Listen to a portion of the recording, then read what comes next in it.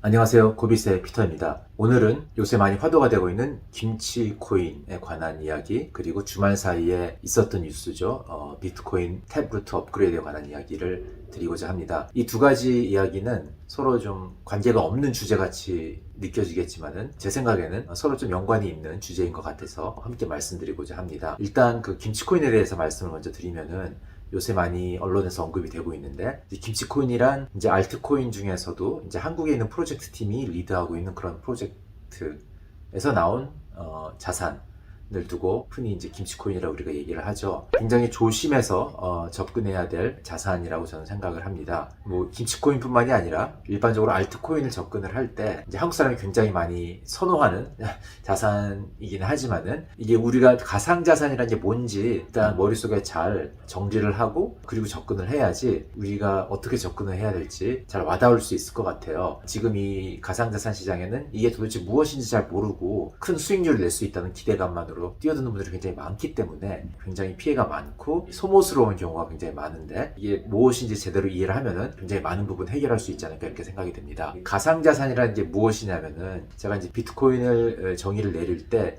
쓴 비유이긴 한데, 이게 가상자산을 설명할 때도 사용될 수 있다고 생각을 해요.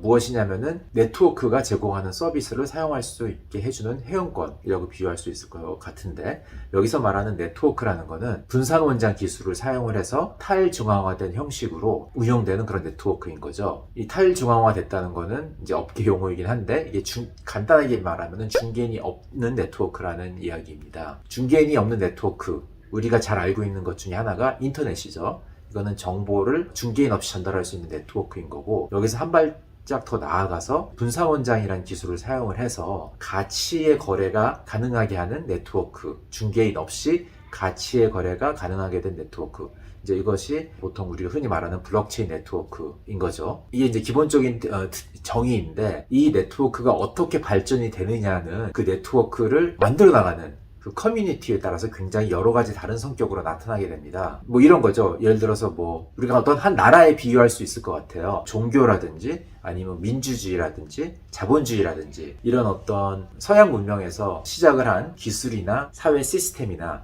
이런 것들이 전 세계에 지금 퍼지고 있는데, 이게 그 나라에서 어떤 식으로 뿌리를 내리느냐, 어떤 식으로 표출이 되느냐는 나라마다 각자의 문화가 있고 그거에 따라서 좀 다르게 나타나죠. 그 특징을 갖고서. 그런 거랑 마찬가지인 것 같아요. 분산 원장, 블록체인이라는 기술도 어떤 식으로 표출이 되느냐는 그 커뮤니티가 어떤 커뮤니티냐에 따라서 여러 가지 다른 형태로 표출이 된다고 생각을 합니다. 그래서 이 커뮤니티가 굉장히 중요한데, 이 커뮤니티가 뭐냐, 간단하게 얘기하면은 프로젝트가 하고자 하는 그 이념을 따르는 팬베이스인 것 같아요. 우리가 뭐 좋아하는 가수나 뭐 영화배우 이런 사람들이 팬이 생기는 것처럼 일종의 프로젝트도 이제 팬베이스가 생기는 거죠. 그래서 이 팬베이스가 생기면서 이 사람들은 다양한 형태로 이 프로젝트에 참여를 하게 됩니다. 뭐 그 중에는 물론 그 이념이 좋기는 하겠지만은 돈 벌고자 하는 경제적 모티베이션으로 뛰어든 사람도 있겠죠, 물론. 근데 다양한 형태로 참여를 하게 되는데, 뭐 비트코인을 예로 들자면은 어떤 사람들은 뭐 채굴자로서 참여를 하는 거고, 어떤 사람들은 그냥 노드 운영자로서 참여를 하는 거고, 어떤 사람들은 단순히 그냥 자산을 보유하는 형태로 참여할 수도 있는 거고요. 여러 가지 자기의 백그라운드를 살린 형태로 이제 이 참여를 하게 되는데, 이런 사람들을 우리가 흔히 통틀어서 전부 다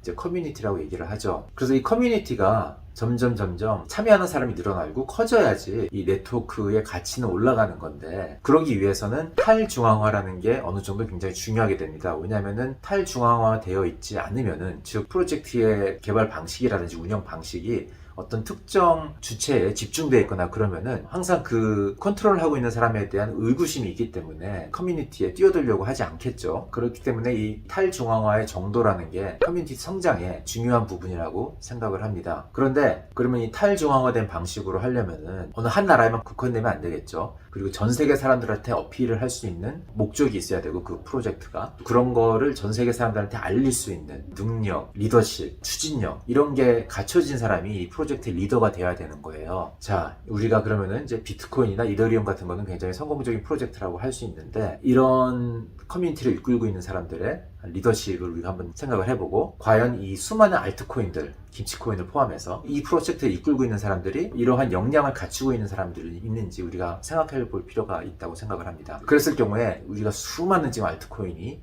이 세상에 나와 있는데, 진짜 이런 역량을 갖추고 있는 프로젝트는 그렇게 많지가 않죠. 지금 뭐 알트코인의 숫자가 어떤 사람들은 한 5,000개, 어떤 사람들은 10,000개 정도 있다고 얘기를 하는데, 그 중에서 실제로 이런 역량을 갖춘 프로젝트 리더가 이끌고 있는 그런 프로젝트는 정말 그 중에 10%도 안 된다고 저는 생각을 합니다. 그렇기 때문에 우리가 알트코인은 굉장히 조심해서 접근을 해야 되는 거고, 알트코인을 접근을 할 때 김치코인을 포함해서 되게 눈여겨봐야 될 것 중에 하나가 이 프로젝트를 이끄는 사람들의 역량이라고 저는 생각을 해요. 실제로 이런 역량이 있는지 없는지 평가하기 위해서 정보를 프로젝트들이 많이 공개를 해야 되죠. 공개를 만약에 안 하고 있으면은 굉장히 의구심을 많이 갖고서 여러분들이 접근해야 된다고 이렇게 생각을 합니다. 이제 두 번째 얘기는 비트코인 탭루트 업그레이드에 관한 이야기인데, 제가 말씀드린 대로 이제 비트코인은 굉장히 성공적인 프로젝트라고 저는 생각을 하고, 그렇기 때문에 프로젝트가 성공적으로 진행이 되기 위해서는 어떤 식의 방식으로 프로젝트가 운영이 되고 커뮤니티가 어떻게 형성이 돼 있고, 이런 거를 우리가 벤치마킹 해볼 수 있는 하나의 대상이라고 생각을 해요. 그런 성격이 잘 드러난 게 이번에 비트코인 탭루트 업그레이드 과정에서 비트코인 커뮤니티가 보여준 모습이라고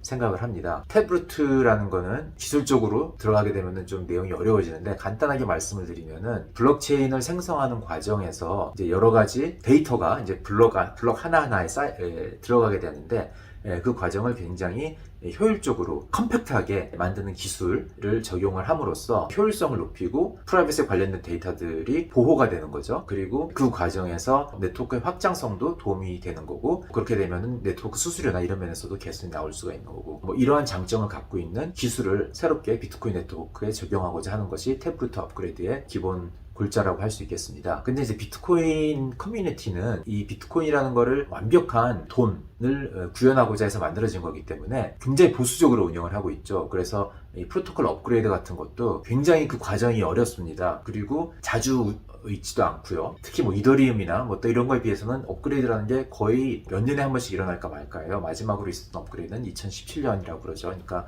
한 3, 4년 만에 처음으로 일어나는 업그레이드인데, 그렇기 때문에 굉장히 조심스럽게 사람들이 접근을 했었던 거죠. 그래서 이 탭루트 업그레이드라는 거는 사실상 이야기가 나온 지는 꽤 됐습니다. 한 2018년 초에 나온 걸로 제가 알고 있는데, 이제야 돼서 이것이 지금 적용이 되게 된 거는, 이 업그레이드 자체에 대해서는 어느 정도 컨센서스가 일찌감치 꽤 형성이 됐는데, 이거를 어떤 방식으로 임플리멘테이션 하느냐에 있어서 굉장히 많은 커뮤니티 내에서 토론이 오가다가 결국에 그 어느 한 개발자가 이제 스피디 트라이얼이라는 방식으로 적용을 하자 제안을 했고, 그것이 커뮤니티가 받아들여져서 확정이 된 거죠. 그 과정이 어떤 거냐면은 이제 블록 생성을 하는 사람들이 이 업그레이드를 받아들일 건지 아닌지를 블럭에다가 시그널을 담도록 해서, 이 임플리멘테이션에 관한 동의가 포함된 블럭의 숫자가 이제 90% 이상을 넘게 되면은 그거를 받아들이는 걸로 이렇게 약속을 사전에 한 거죠. 그래서 이번 주 주말에 90% 이상의 어떤 그 동의가 이루어졌다는 게 블록체인상 확인이 되면서 이제 11월 달쯤에 적용이 되는 걸로 이렇게 결정이 난 겁니다. 자, 이 과정에서만 봐도 우리가 알 수 있는 게 뭐냐면은, 비트코인 커뮤니티는 탈중앙화된 방식으로 컨센서스를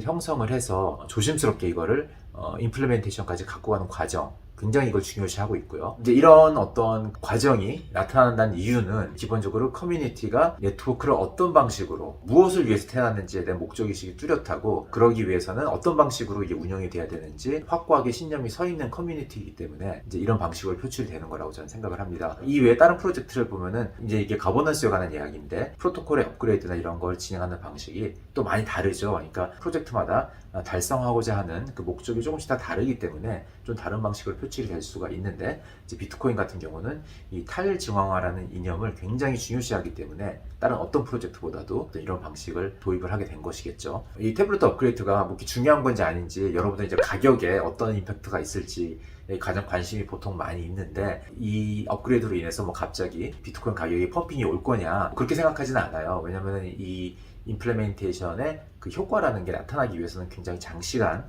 시간이 걸리는 거고요. 이제 한 가지 예로 우리가 이거를 들 수 있는 게 P2SH라는 업그레이드가 2012년에 한 번 있었습니다. 이것도 이제 어떤 그 비트코인의 스토리지에 관한 기능을 업그레이드하는 그런 프로토콜상의 개선이었는데, 이 임팩트가 실제로 유스 케이스로 이어지기까지는 많은 시간이 걸렸습니다. 비트코인 스토리지에 관한 각종 서비스가 이제 최근에 막 나오기까지 했죠. 그렇기 때문에 이제 기관들이 매입을 했을 경우에 이 기술을 사용을 해서 많은 이제 커스터디 기능이 활성화됐는데, 그런 게 있었기 때문에 기관 투자가들이 참여를 해서 어떤 스토리지나 커스터디를 할 수 있는 어떤 그런 환경이 마련되게 된 계기도 이 당시에 있었던 프로토콜 업그레이드 때 있었기 때문에 가능한 건데, 업그레이드가 있었던 건 2013년이고요. 지금 기관 투자가들이 이 기술을 사용을 해서 업계에 들어올 수 있게끔 그 인프라가 생긴 거는 그로부터 7년이 지난 2020년이기 때문에 굉장히 많은 시간이 걸렸던 겁니다. 그거와 마찬가지로 이번에 프로토콜 업그레이드도 실제로 비트코인 사용하는 사람들이 사용할 수 있는 어떤 서비스를 연결되기까지는 몇 년이 걸릴 거라고 생각이 돼요. 그렇기 때문에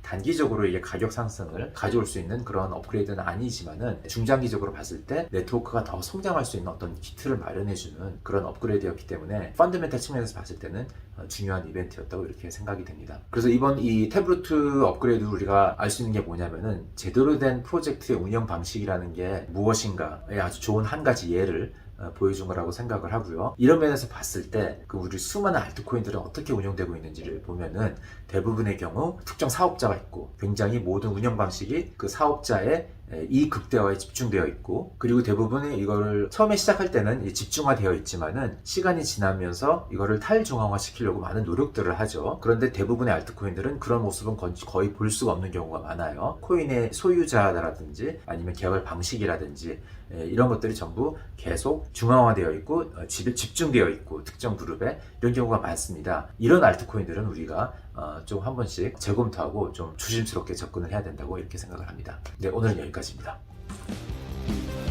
바이바이.